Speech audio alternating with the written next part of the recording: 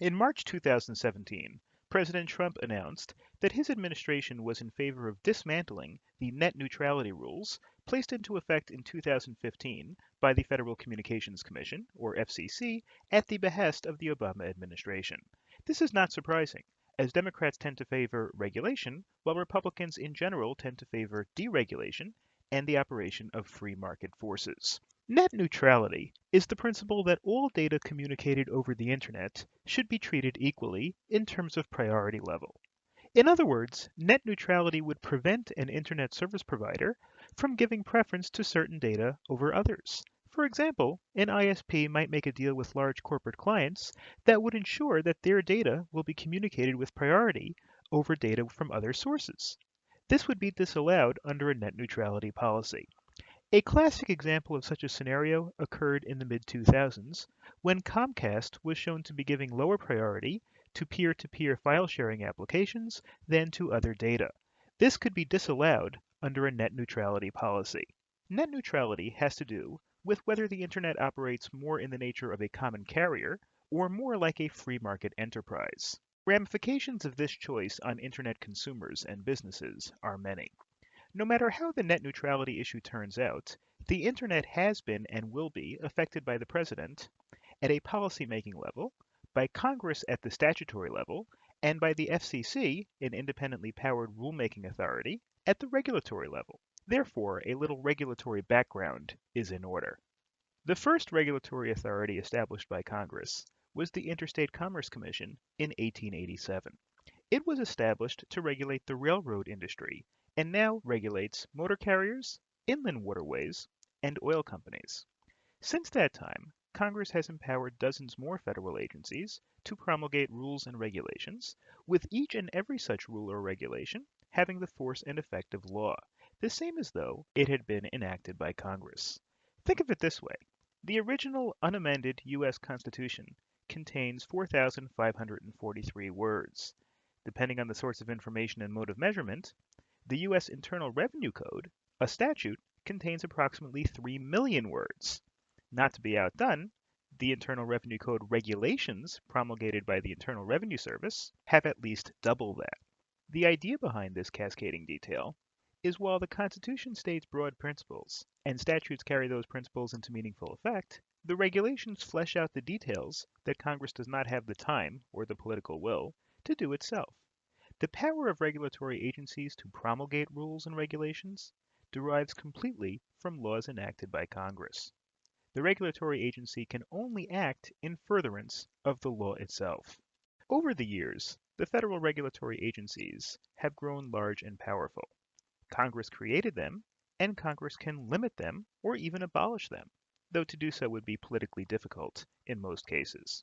Largely, Congress has allowed them to grow and flourish, to the point of being out of control, many people believe. While the members of these regulatory bodies are nominated by the President and approved or not approved by the Senate, once they begin to serve, they are generally outside the legal reach of the President, although perhaps not outside the political reach of the President. The FCC, or Federal Communications Commission, has 5 members, all appointed by the President with the advice and consent of the Senate. 3 of its 5 members are of the party currently occupying the White House, including the chair, and the other 2 are of the other party. The FCC tends to vote for deregulation when a Republican is in the White House, 3-2, and regulation when a Democrat is in the White House, also 3-2, though this is not always the case. The original law that created the FCC, and that gives the FCC its authority to regulate, is the Federal Communications Act of 1934, or the FCA. The FCA derives its authority generally from the federal constitutional power to regulate interstate commerce, and from the idea that the radio frequencies used by electronic communicators belong to the public, and therefore the public, through the government, has the right to regulate how they are used. The Federal Communications Act has been amended on a number of occasions, and other related laws have been enacted as well. Among many controversies the FCC has faced over the years is how to deal with regulating the telecommunications industry, given the fact that technological change is so rapid, and the law always lags behind technological change.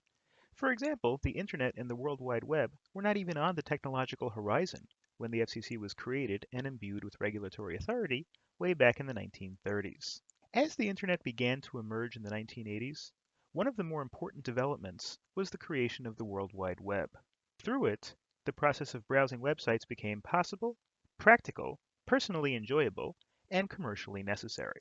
As demand for access to this new phenomenon increased, Internet Service Providers, or ISPs, sprang into business to fill this void. When this occurred in the 1990s, one of the first questions concerned whether the ISPs should be regulated at all, and if so, whether they should be regulated as a common carrier or in a more free enterprise way. By regulated at all, we mean that early on the FCC decided that the Internet was an information provider only, and that, as such, it did not fall under any federal law that would grant regulatory jurisdiction to the FCC. In other words, that it was not considered a common carrier. Since the 1990s, Democrats in Congress have wanted to create net neutrality rules, ensuring in their view that ISPs could not offer big corporations preferences in terms of how traffic on the World Wide Web would be treated. In this way, so progressive thinking goes, consumers would not be held hostage to corporate interests. Conservative Republicans, on the other hand, believe that tightly regulating an otherwise free marketplace would have significant negative impact on consumers and corporations in the form of higher prices to consumers and corporations not being able to compete in an expensive regulatory environment. In the new century, there have been numerous attempts to pass federal net neutrality legislation, but none of these efforts have proved successful. That all changed with the election of President Obama.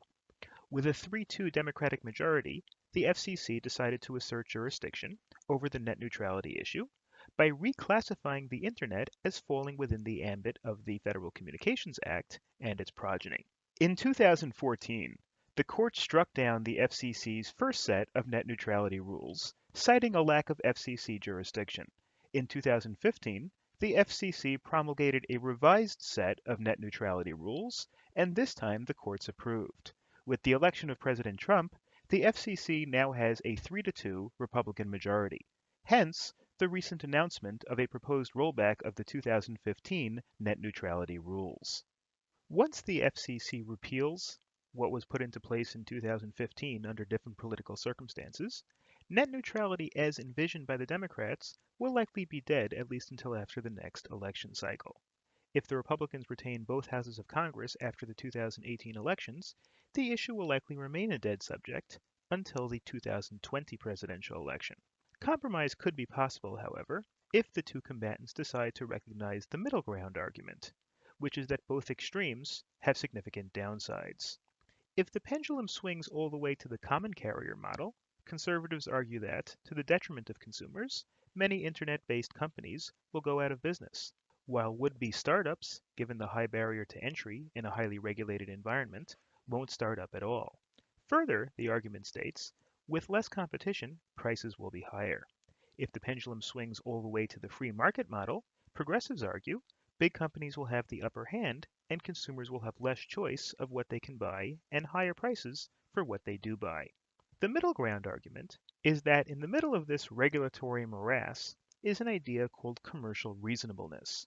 Reasonableness, after all, being the foundation of the law. This idea is that the Internet should be reasonably free from corporate control and reasonably free from consumer control. Given the current political polarization, however, it would seem that the chances for compromised net neutrality rules are slim.